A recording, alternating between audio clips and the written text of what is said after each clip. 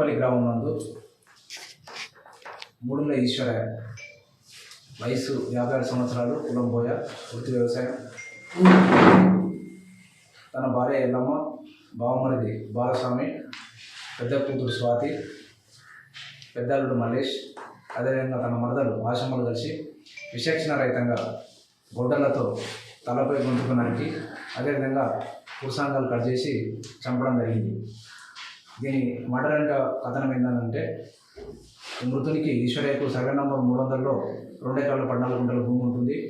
ఇట్టి భూమిని ఇతరులకు అమ్మేసి వచ్చిన డబ్బులతో తనకున్న పూరు గుడిసెని తీసేసి ఇల్లు కట్టుకోవాలని, అదేవిధంగా తనకి ఇంకా 3 కూతుర్లు పెళ్లి కావాల్సిన వాళ్ళు ఉన్నారు కాబట్టి అటు డబ్బులు తన కూతుర్ల పెళ్లిళ్ళకు వాడుకోవాలని అనుకుంటుంటే ఇందుకు తన భార్య బావమరిది ఒప్పుకోకుండా రాత్రి విచక్షణ రహితంగా వాళ్ళ మాట ఎంటలేడనే ఉద్దేశంతో తన భార్య బావమరిది, పెద్ద కూతురు, పెద్దల్లుడు మొదలు కలిసి విచక్షణ రహితంగా చంపడం జరిగింది. ఇటు సంఘటనపై మృతుని చెల్లెలైనటువంటి నిర్మల కంప్లైంట్ ఇవ్వడంతో అట్టి కంప్లైంట్ ఆధారంగా కేసు నమోదు చేసి దర్యాప్తు చేయడం జరుగుతుంది. మరిన్ని వీడియోస్ కోసం ఛానల్ ని సబ్స్క్రైబ్ చేయండి. లేటెస్ట్ అప్డేట్స్ కోసం వాట్సాప్ ఛానల్ ని ఫాలో అవ్వండి. ఆ లింక్ డిస్క్రిప్షన్ లో ఉంది.